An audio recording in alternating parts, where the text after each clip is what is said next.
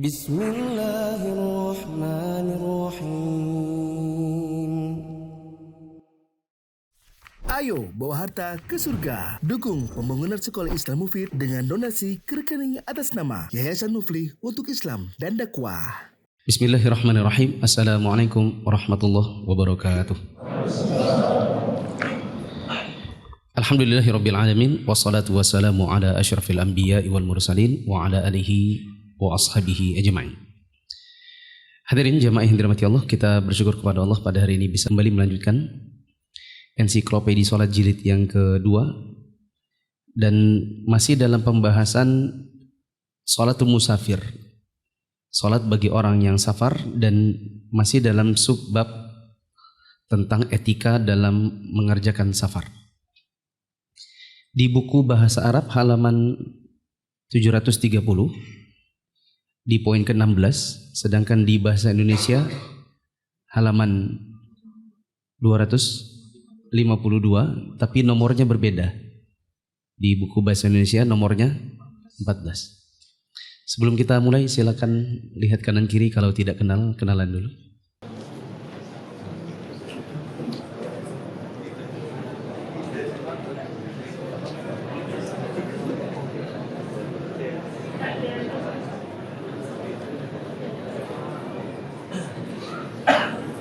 Cukup? Nomor 16. Untuk menghemat waktu kita dengar membacakan bahasa Indonesia. Oh iya, afwan. Ada tugas menghafal. Antum sudah begini, untung lupa, udah gitu ya. Siapa yang hafal dan berusaha menghafal doa yang diucapkan bagi yang safar dan bagi yang ditinggalkan oleh yang mau safar, berusaha menghafalnya dalam 1 minggu terakhir sejak pembahasan minggu lalu, coba angkat tangan. 1. Baru berusaha menghafal minggu ini, tadi sore, Masya Allah. Oke. Istri saya tolong juga bantu.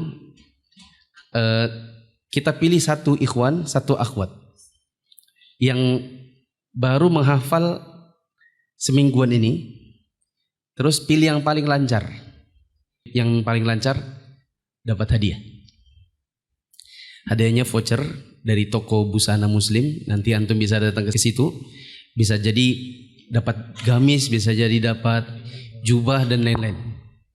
Tapi nggak bisa milih kayaknya, karena itu per kodenya sudah ada jubah apa yang mau dikasih.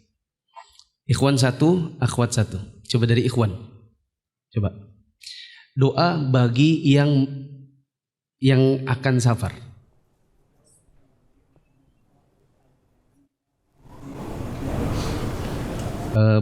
Yang akan ditinggalkan.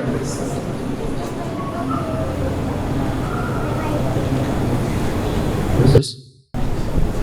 Ada 2. Terus? Selesai? Yang lain? Doa yang mau safar.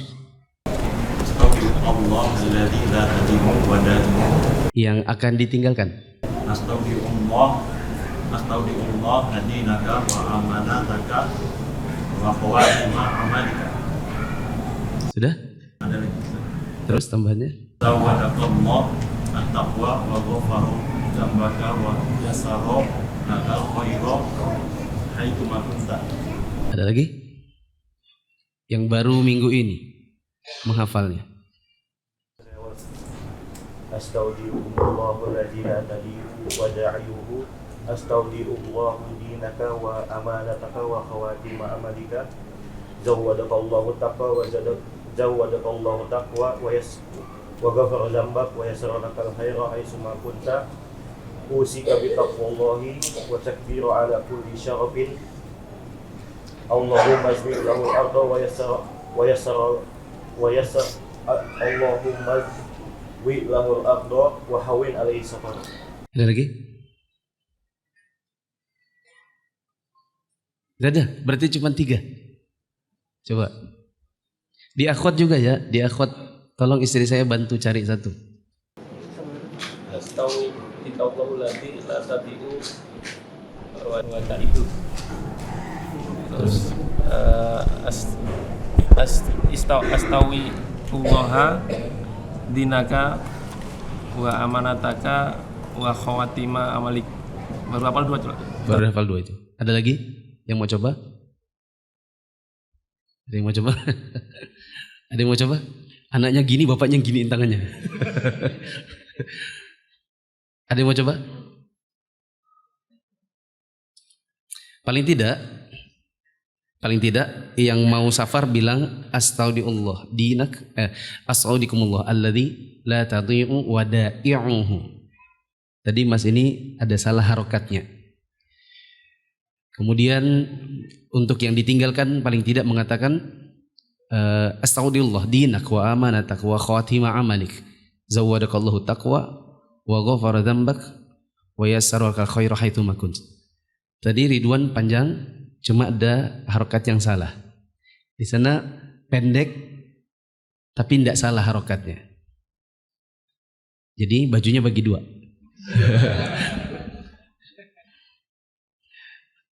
Di antara 2 ini, yang hafal doa yang sudah duduk di kendaraan, yang Allahu Akbar, Allahu Akbar, Allahu Akbar, ada nggak? Coba.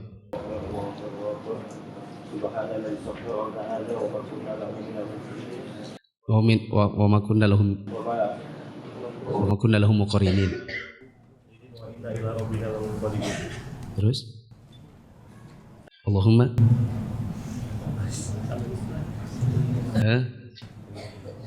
ada yang mau merebut bajunya dia?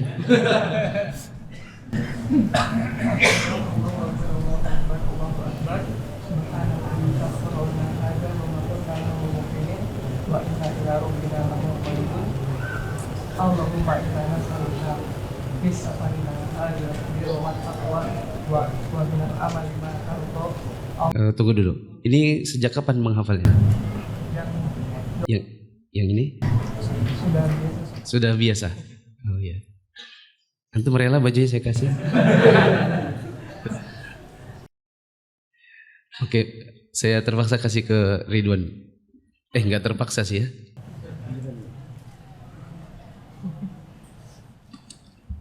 Karena paling tidak ada bagian di depannya yang hafal, tapi ya dilengkapi lagi ke depannya. Silakan. Pilih 1. Buat antum 1.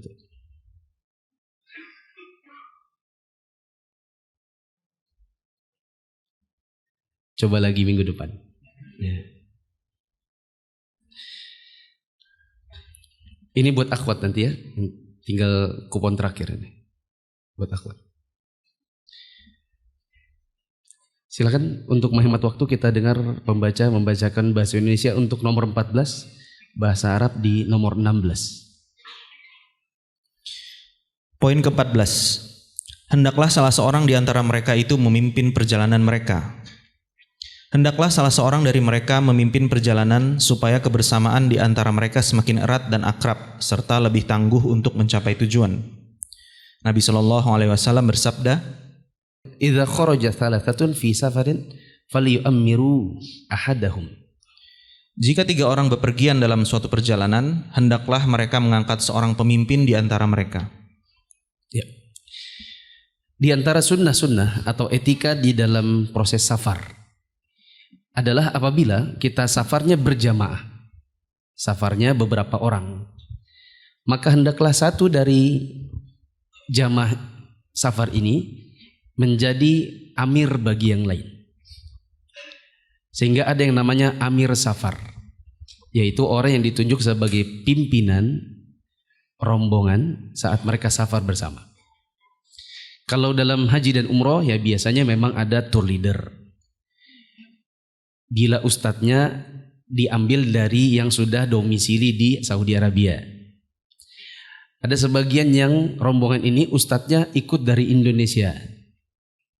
Ya, biasanya yang ditunjuk adalah ustadz atau tour leader.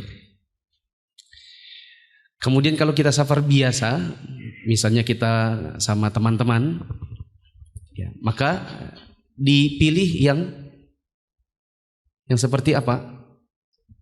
Boleh dicatat. Nah, seperti apa kriteria orang yang layak untuk dijadikan amir safar? 1,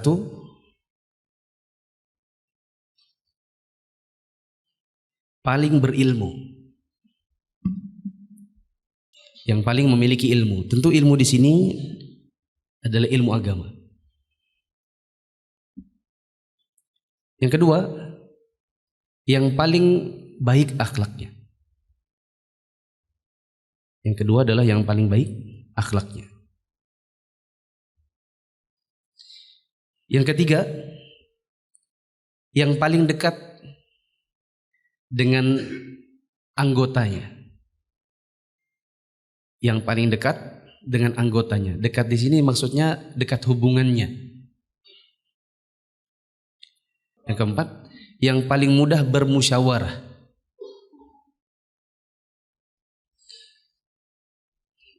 Yang kelima, yang cerdas.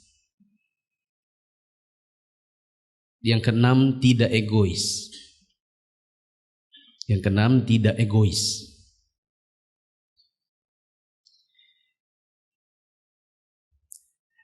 Dan biasanya saat kita mau safar rombongan itu sudah kelihatan. Orang kan pasti kalau mau safar rombongan rata-rata dia sudah saling kenal.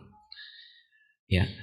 Atau bisa kelihatan siapa di antara mereka yang memiliki kriteria-kriteria ini.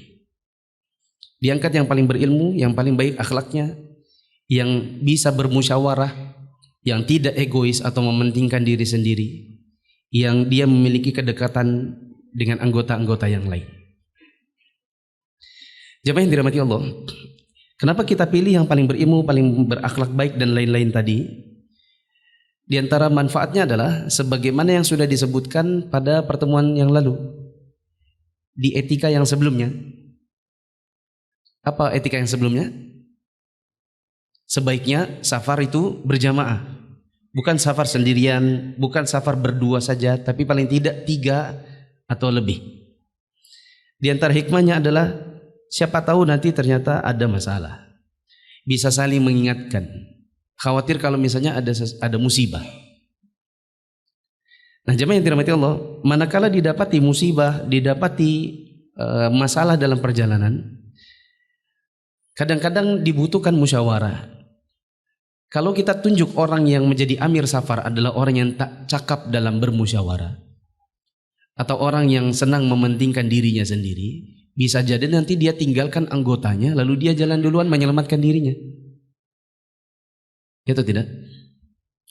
Saya contohkan pengalaman pribadi saya yang menurut saya salah satu pengalaman berharga dalam hidup saya. Karena dari situlah saya belajar. Waktu saya dulu kuliah di Saudi, ada teman Mesir, dia punya mobil dan dia ingin beramal. Caranya dia ngajak teman-teman pergi ke Madinah bareng naik mobilnya. Berangkatlah kami berlima naik mobil itu. Kami naik mobil kira-kira mungkin baru perjalanan 1 jam menuju ke arah Madinah. Mobil itu Matic itu suka lari sendiri gitu. Tiba-tiba nanti dia belok sendiri. Tiba-tiba dia belok sendiri. Ya, menurut mereka, karena saya waktu itu belum tahu juga cara naik mobil, mereka bilang ini sepertinya transmisinya bermasalah. Tapi qadarullah waktu itu mau tidak mau karena sudah di tengah jalan dipaksakan jalan, dibuat pelan-pelan. Sampai di Madinah, mobil ini dimasukkan ke bengkel. Maka kami pun ibadah di Madinah. Setelah sekian hari akhirnya kami pulang bersama. Ketika menuju ke kota Riyadh, baru perjalanan kira-kira 1 jam menuju ke arah kota Riyadh, mobil itu mati total. Sudah nggak bisa dipaksa lagi. Apa yang dilakukan kami berlima ini? Saya sebagai yang paling kecil dan yang paling tidak ngerti apa-apa ketika itu, ya diam saja. Karena saya juga diajak 4 orang lain di dalamnya itu semua orang Mesir. Masya Allah mereka ini musyawarah. Dipimpin oleh yang jadi amir safar kami. Saya ingat banget namanya Ahmad Syahbah. Memang di antara kami, bahkan di antara teman-teman satu asrama, yang Mesir yang paling kelihatan, paling baik dan paling dekat dengan sesama orang Mesir, ya memang ini. Yang dia lakukan adalah, dia bilang kita berhenti sejenak, Kita ada air zam-zam kan, ada di bagasi. Saya mau wudhu. Dia wudhu terus dia sholat di pinggir jalan. Dia turun sebagai amir safar, dia sholat. Istikharah. Dia istikharah, ya Allah bagaimana ini? Kalau kami jalan pulang, mobilnya ditinggal. Kalau dipaksakan sudah tidak mungkin. Apa yang harus dilakukan oleh kami berlima? Setelah dia sholat istikharah, kemudian dia ajak musyawarah yang 4 lagi, ya kami semua. Akhirnya dia ambil kesimpulan, yang 2 cari mobil yang menuju ke Riyadh dan mereka numpang terus bayar. Sedangkan kami bertiga, termasuk saya diantaranya yang bertiga ini, menghubungi towing. Mobilnya dinaikkan ke towing. Lalu kami bertiga numpang di depan sebelahnya sopir. Lalu diputuskan berapapun nanti biaya yang ditimbulkan oleh 2 yang berangkat numpang taksi, dan berapapun biaya towingnya nanti dijumlah dibagi berlima. Karena ini adalah untuk kebersamaan dan tanggung jawab bersama. Adapun nanti biaya transmisinya atau apapun nanti biaya reparasinya, maka dibebankan hanya kepada mereka berempat, karena hanya mereka berempat yang gajinya berlipat-lipat. Sedangkan saya cuma mahasiswa. Mereka bilang, Mufli nggak usah. Mufli gak usah karena itu pasti besar. Sedangkan kita kan, kamu gajinya 10.000 real, kamu sekian puluh ribu real, Mufli kan cuma 2.000 real. Mufli gak usah. Saya cerita ini bukan karena terus saya bebas apapun, tapi Masya Allah, dalam safar ada masalah, amirnya turun dulu wudhu, sholat istikharah, minta pertolongan kepada Allah, minta petunjuk kepada Allah apa yang harus dikerjakan. Lalu kemudian bagi split. Karena tidak mungkin memaksakannya semua naik towing. Tidak mungkin 4 orang duduk di dalam mobil yang sedang ditowing, ya kan? Tidak mungkin juga semuanya di sebelah sopir karena kursinya terbatas, maksimal 4 orang di depan. Kira 2 disuruh duluan, kemudian 3 nyusul belakangan naik towing, lalu kemudian nanti biayanya ditanggung bersama. Sebuah akhlak yang mungkin kita tidak dapati di setiap tempat, tidak di setiap circle pertemanan. Kadang ada kalanya masalah-masalah seperti ini, sebagian orang ingin menyelamatkan dirinya sendiri duluan.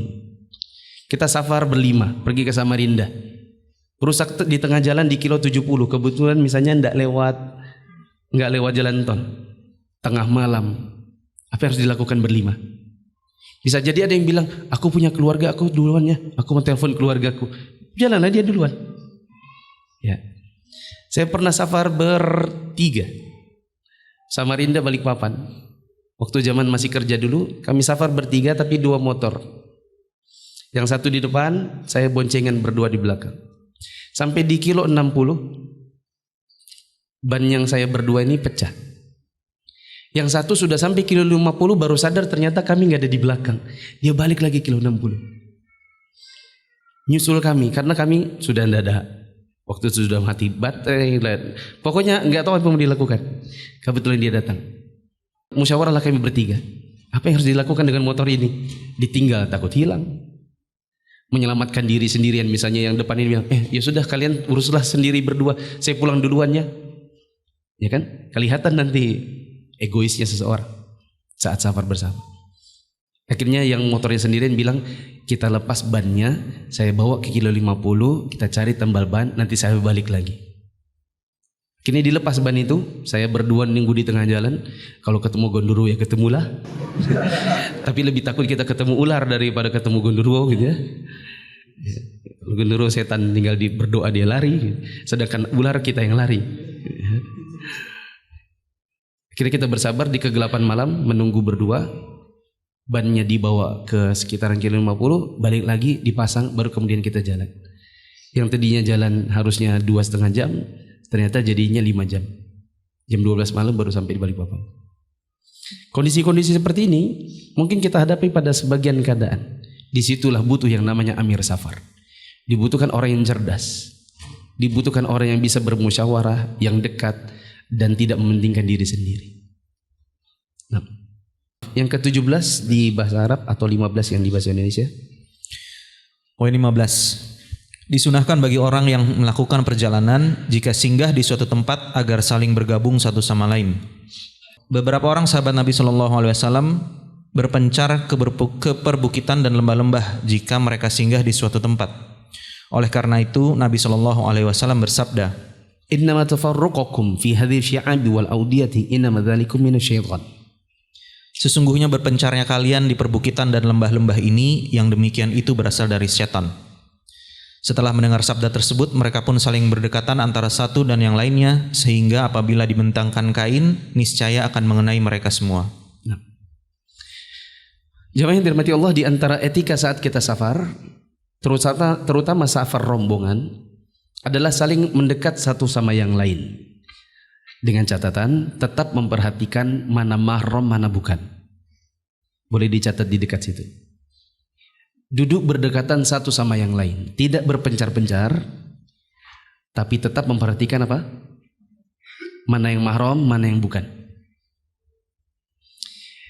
Misalnya suami istri duduk berdua, tapi jarak antara suami istri yang satu dengan suami istri yang lain mungkin hanya sekitar 2 meter, 3 meter. Di antara tujuannya adalah saat kita, terutama pimpinan safar atau amir safar, ingin menghitung jumlah anggotanya, itu akan mudah. Menghitung misalnya, dihitung kepalanya. 1, 2, 3, 4, 5, 6, 7, 8, 9, 10, 11, 50 orang, pas berarti. Kalau dihitung, 49, berarti kurang 1, akan mudah diketahui. Coba kalau berpencar. Lalu kemudian amir safarnya bilang, ayo jalan. Ternyata ada 1 di WC, ketinggalan.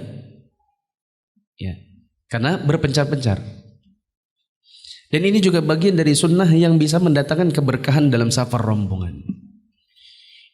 Itulah kenapa ya saya pribadi apabila saya sedang bimbing jamaah haji atau bimbing jamaah umrah, maka biasanya perpindahan dari satu tempat ke tempat yang lain itu dihitung terlebih dahulu dan diminta saat sampai satu tempat untuk jamaahnya berdekatan. Kadang-kadang saya harus menegur sebagian suami istri, apalagi yang sudah ngaji-ngaji, yang sudah ikut-ikut kajian, malah lebih kencang saya negurnya kalau seandainya saya perhatikan suka menyendiri atau suka mengasihkan diri. Bila ada suami istri suka berdua, keluyuran sendiri, kita lagi di mana, mereka ada di mana. Bila ada, maka kadang harus ditegur, terutama di hari-hari pertama, supaya tidak terus menjalar di hari-hari berikutnya, dan itu akan menjadi dalam tanda kutip seperti inspirasi buat yang lain untuk melakukan yang sama. Saya pernah punya jamaah umroh, mungkin nanti dia nonton video ini.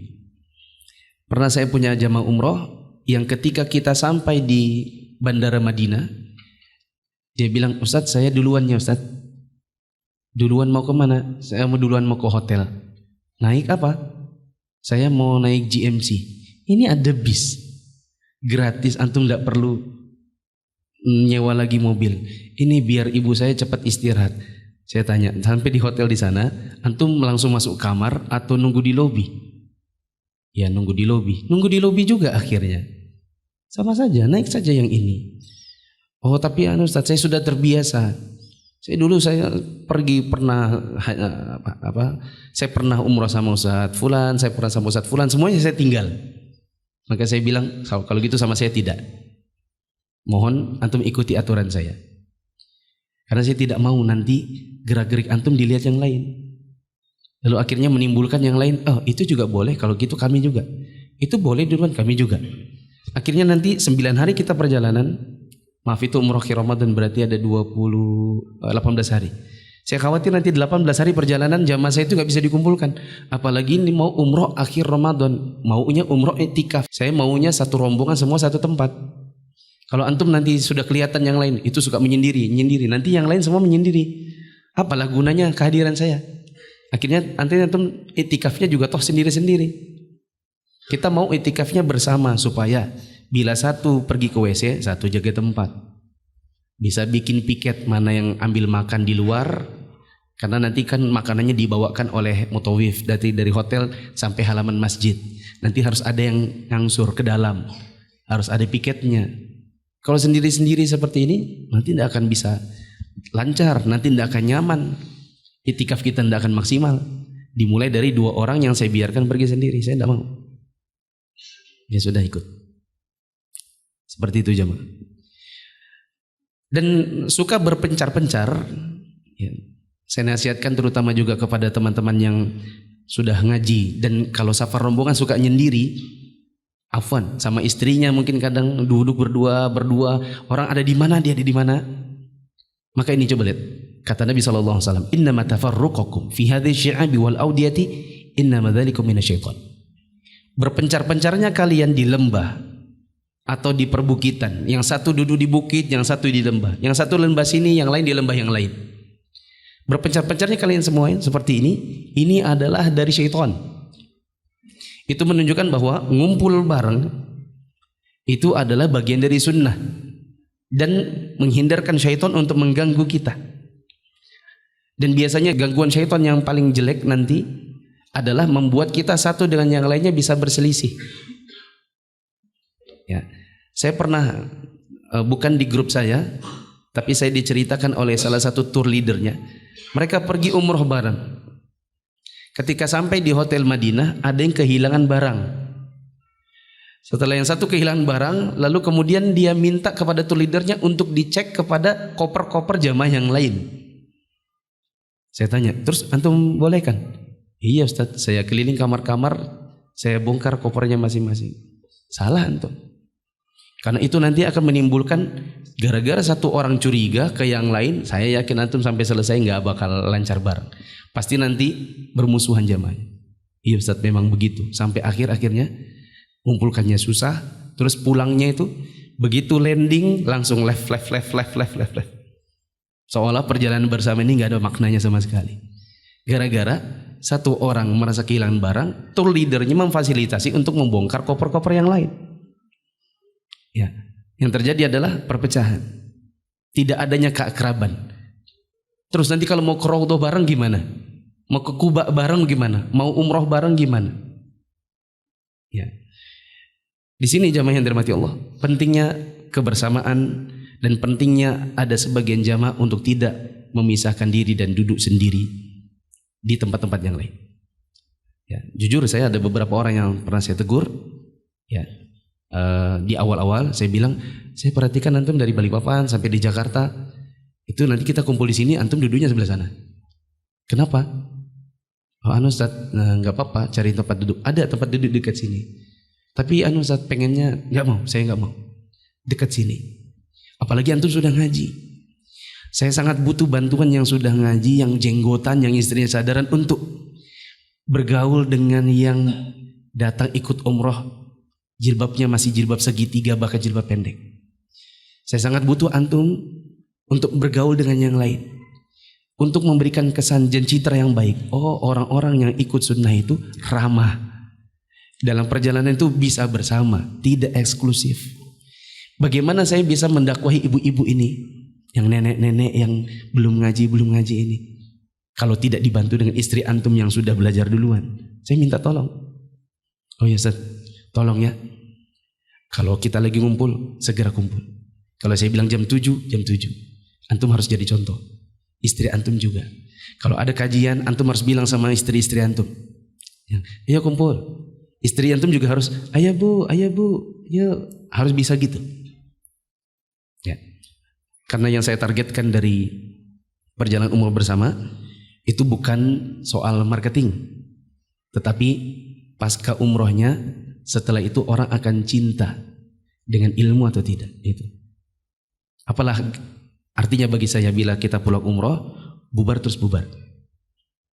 Dibandingkan dengan setelah pulang umroh, ketemu lagi di kajian. Yang mungkin dulu belum pernah ikut kajian, setelah pulang umroh jadi senang ikut kajian. Ke-18 atau yang ke-16 di buku bahasa Indonesia. Poin 16. Disunahkan bagi orang yang melakukan perjalanan, jika singgah di suatu tempat dalam suatu perjalanan, membaca doa yang telah ditetapkan dari Rasulullah SAW. Bunyinya sama-sama. A'udzu bikalimatillah at-tammat min syarri ma khalaq. Ini dibaca waktu singgah. Misal kita transit, mau umroh, transit, misalnya transit Translasi mana ya? Translasi Jakarta lah. Maka ini dibaca. A'udzu bikalimatillahi tammati min syarri ma khalaq. Nanti akan ada baca yang lain setelahnya. Apa arti doa ini? Aku berlindung dengan kalimat-kalimat Allah yang sempurna dari kejahatan makhluk yang telah Dia ciptakan. Jika mengucapkan doa tersebut, niscaya dia tidak akan dicelakakan oleh sesuatu pun hingga dia beranjak dari tempatnya itu. Apa faedah dari membaca bacaan ini? Kata Nabi SAW, barang siapa membaca ini, a'udzu bikalimatillahi tammati min syarri ma khalaq, manakala dia mampir di sebuah tempat, lam yadhurruhu syai'un hatta yartahila min manzili dzalik. Maka tidak akan ada yang bisa mencelakai mereka sesuatu apapun sampai mereka meninggalkan tempat tersebut. Nah, lanjut 17. Disunahkan bagi orang yang melakukan perjalanan untuk bertakbir ketika menaiki dataran tinggi dan bertasbih jika menuruni tempat yang rendah atau lembah. Waktu menaiki tempat yang tinggi, apa yang dibaca? Allahu Akbar, Allahu Akbar, Allahu Akbar. Kalau turun, Subhanallah. Berarti kalau kita misalnya pergi umroh lalu kemudian ada city tour Taif, itu kan ada naikan, atau naik itu yang apa namanya itu, kereta gantung kan, dia kalau turun ya turun gitu kan, kemudian nanti ada naik. Maka ini diantara yang bisa dibaca. Begitu juga kalau kita naik bis lalu kemudian ada naikan, ada turunan. Ya, di sebagian tempat di Mekah ada yang kita naiki, kadang ada nanjaknya, kadang ada turunnya. Terus Jabir radhiyallahu anhu bercerita, jika mendaki tempat yang tinggi kami bertakbir, dan jika turun darinya kami bertasbih. Janganlah mengangkat suara dalam membaca takbir, karena Nabi SAW bersabda, Ya ayuhan nas, irba'u ala anfusikum, fa innakum la tad'una as-samma wala ghaiban. Innahum ma'akum, innahu sami'un qarib. Wahai sekalian manusia, rendahkanlah suara kalian, karena sesungguhnya kalian tidak berdoa kepada zat yang tuli dan tidak juga berada di tempat yang jauh. Sesungguhnya Dia bersama kamu, Dia maha mendengar lagi sangat dekat. Maka berdasarkan riwayat yang kedua, saat membaca takbir dan membaca tasbih ini tidak perlu teriak-teriak. Tidak perlu teriak-teriak. 20 atau 18? 18.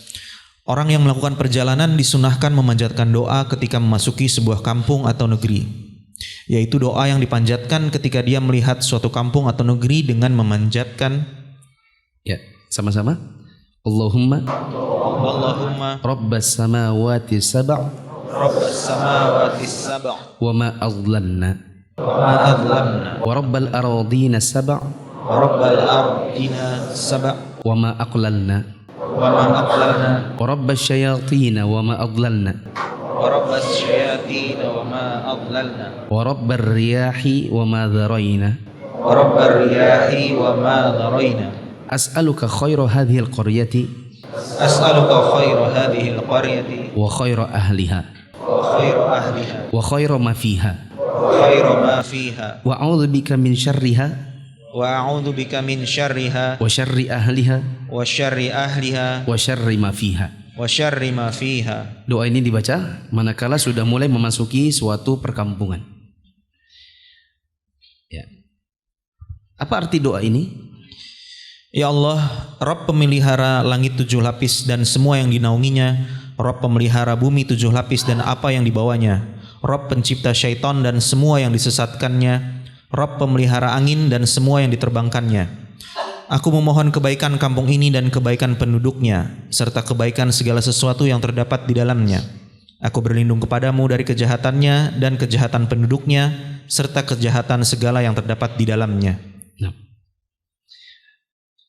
Selanjutnya 19 atau 21? 19. Disunahkan juga bagi orang yang melakukan perjalanan untuk berangkat pada malam hari, khususnya di permulaan malam. Yang demikian itu didasarkan pada sabda Nabi SAW berikut ini. Alaikum biddul jati, fa innal arda tutwa bil lail. Hendaklah kalian berangkat pada permulaan malam, karena bumi ini dilipat pada malam hari. Nah, di antara etika atau adab di dalam safar, bila memungkinkan, maka kita safarnya di malam hari. Bila memungkinkan. Meskipun memang ada sebagian safar yang kita tidak bisa lakukan itu di malam hari. Karena ketersediaan tiket. Karena mau pilih tiket yang malam ternyata yang mahal, jadi kita cari yang murah. Ya enggak? Maka enggak apa-apa. Tapi apabila masih bisa malam, maka selain secara sunnah memang lebih disukai yang malam, pun kita safar di malam hari lebih enak.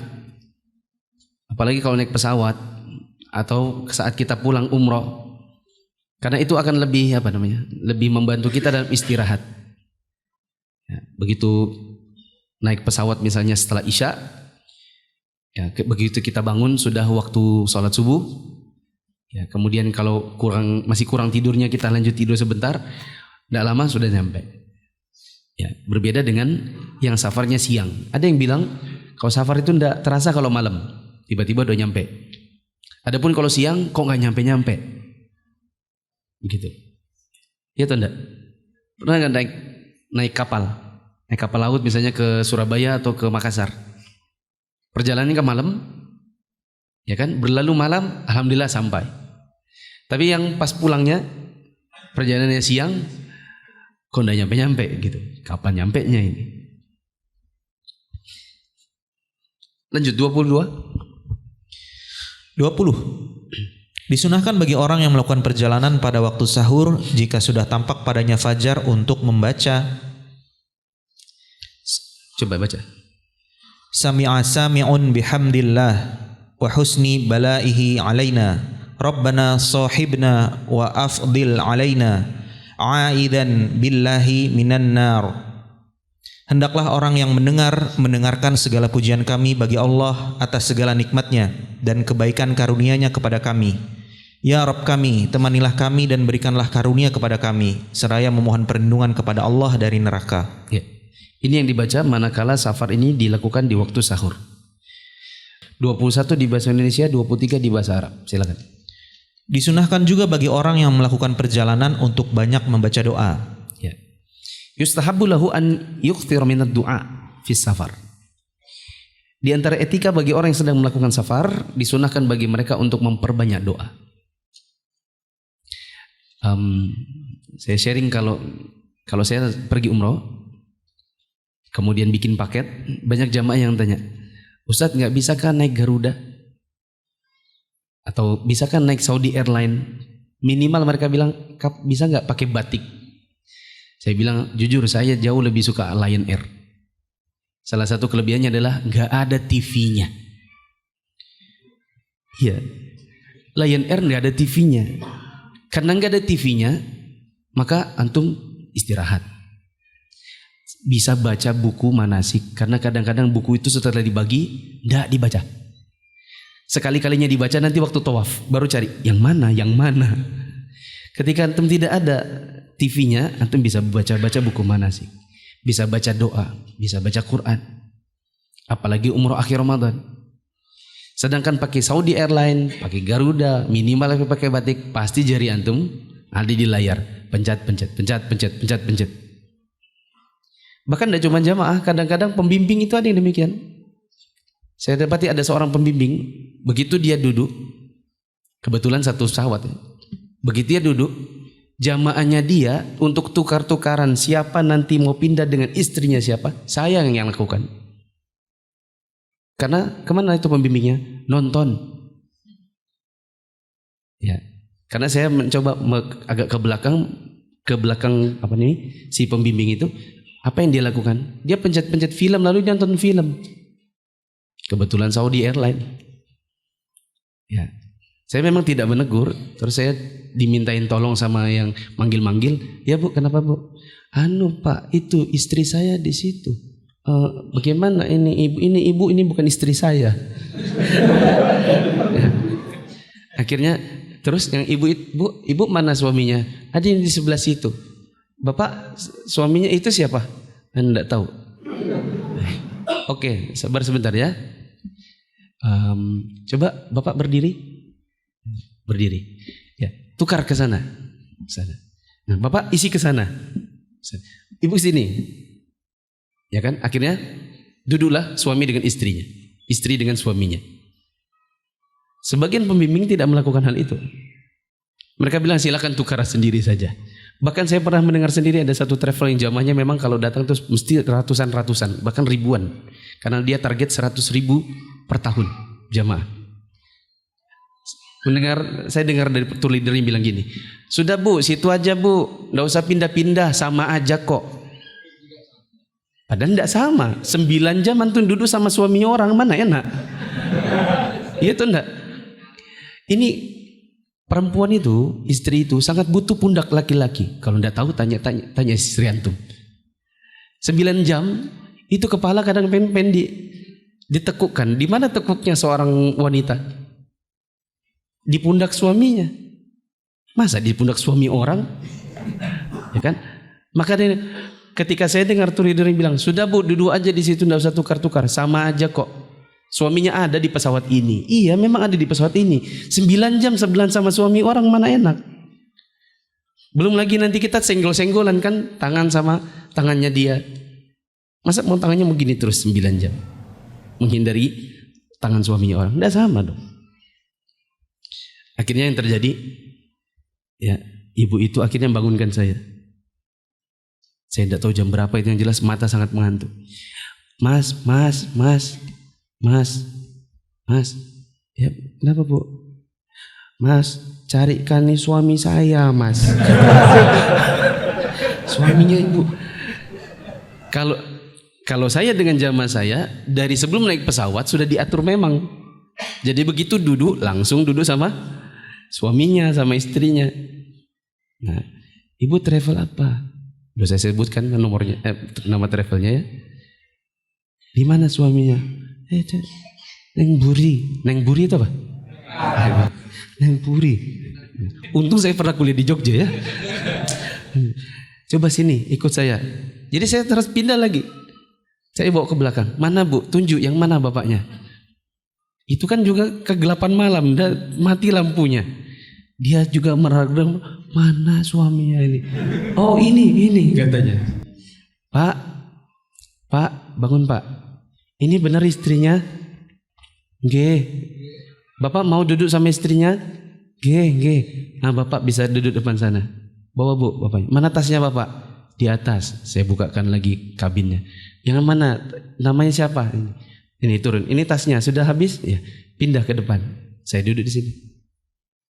Begitu. Kok kita contohnya cerita sampai situ ngapain ya? Cerita apa tadi itu? Oh, kejauhan kita ceritanya. Ya. Intinya balik lagi, kalau ada TV-nya susah doanya, malah banyak pencet-pencetnya. Nonton TV, nonton film, nonton, paling tidak main game. Allahu Akbar, Allahu Akbar, Allahu Akbar, Allahu Akbar. Asyhadu an la ilaha illallah.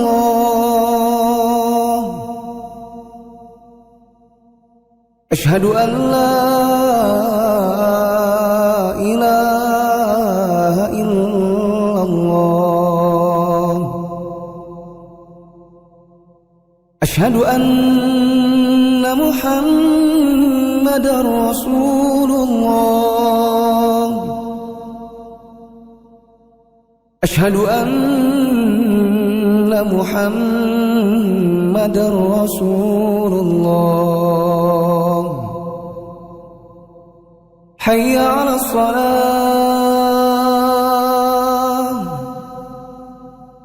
Hayya 'alas salah.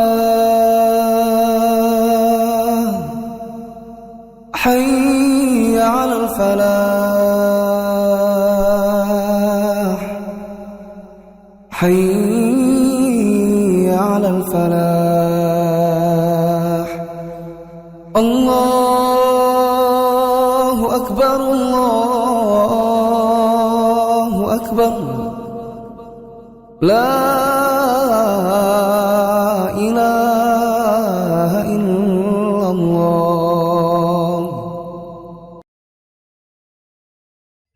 kelanjutan dari nomor 22 ini atau 23 ini. Tadi disebutkan yustahabbu lahun an yukthir min du'a min ad-du'a min as-safar. Yustahabbu lahu an yukthir min ad-du'a fi safar. Disunahkan untuk memperbanyak doa di saat safar.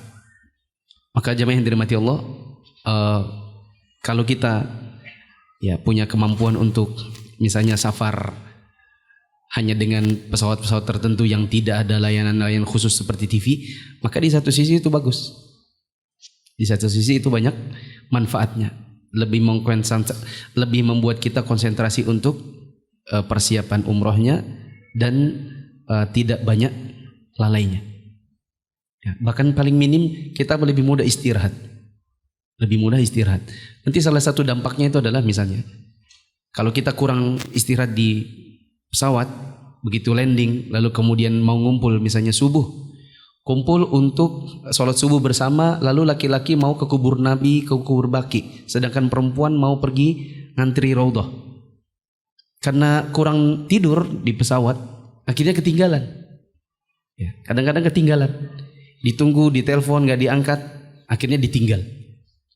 Ya, setelah itu baru nanya, Ustadz tadi sudah telanjur ya? Oh saya sudah pergi ya, saya ini tadi nggak bangun kan, karena kurang istirahat. Akhirnya sampai di hotel kebablasan tidurnya. Kenapa kita disunahkan untuk memperbanyak doa saat safar? Hal itu disebabkan doa ketika dalam perjalanan lebih besar kesempatannya untuk dikabulkan dan diperkenankan. Yang demikian itu didasarkan pada Rasulullah Sallallahu Alaihi Wasallam. Thalathu da'awatin mustajabatun la syakka fihin. Da'watul mazlumi wa da'watul musafiri wa da'watul walidi ala walidi. Ada 3 doa yang tidak diragukan lagi akan dikabulkan, yaitu doa orang yang dizolimi, doa orang dalam perjalanan, dan doa buruk orang tua terhadap anaknya. Kenapa kita disunahkan untuk memperbanyak doa? Karena salah satu doa yang mustajab adalah saat safar, sebagaimana dalam hadis ini tadi. Dan ini juga tanpa perlu saya syarah panjang lebar, teman-teman perlu highlight kata-kata wa da'watul walidi ala waladi, dan doa buruk yang diucapkan oleh orang tua untuk anaknya. Ini diantara doa yang terkabul. Lanjut. Hendaklah orang yang menunaikan haji memperbanyak doa di Safa, Marwah, Arafah, dan Masy'aril Haram setelah terbit fajar, dan setelah melempar jumroh kecil atau sugro, dan pertengahan atau wusta selama hari-hari tasyrik. Karena Nabi SAW telah memperbanyak doa di ke-6 tempat tersebut seraya mengangkat kedua tangan. Nah, untuk penggalan terakhir dari paragraf ini tidak usah saya panjang lebarkan, karena ini mungkin nanti lebih baik kalau dibahas secara khusus saat orang mau pergi haji atau umrah. Semoga yang belum pernah Allah mudahkan rezekinya, semoga yang sudah Allah mudahkan untuk berangkat lagi. Ada yang mau bertanya?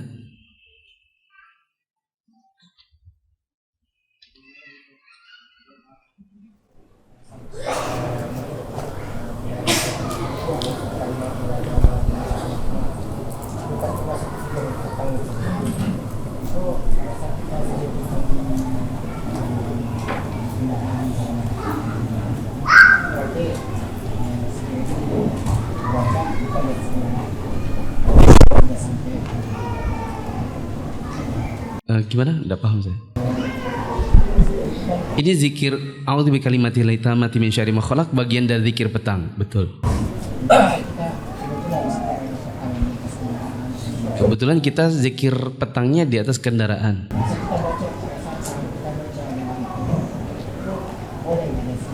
Boleh nggak di atas kendaraan? Boleh. Oh, tapi ini kan tadi kalau mau mampir di suatu tempat, tidak ada masalah. Ini bisa dibaca di waktu ini, bisa dibaca di waktu itu. Ada pertanyaan?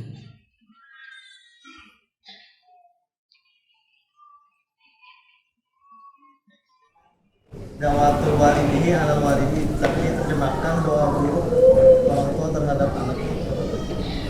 Di teksnya hanya da'watul walidi ala waladi, doa orang tua untuk anaknya. Tapi kenapa di teksnya ditulis doa buruk? Jawabannya dari syarahnya. Masih ingat tipsnya yang minggu lalu saya bilang, bila kita dapat sebuah hadis terus di pikiran kita itu janggal, apa yang dilakukan? Pertama lihat itu riwayat siapa? Itu riwayat siapa? Diriwayatkan oleh Abu Daud dalam kitab Al-Witr. Itu riwayat Abu Daud. Berarti antum cari di syarahnya. Apa syarahnya Abu Daud? Di antaranya Aunul Ma'bud. Terus apa lagi? Habis. At-Tirmidzi. Berarti antum cari syarahnya di Tuhfatul Ahwadhi. Terus? Nah, itu di antaranya. Berarti kenapa diterjemahkan demikian? Mungkin karena syarahnya memang demikian. Ini saja. Subhanakallahumma wa bihamdika asyhadu an la ilaha illa anta astaghfiruka wa atubu ilaik. Wassalamualaikum warahmatullahi wabarakatuh.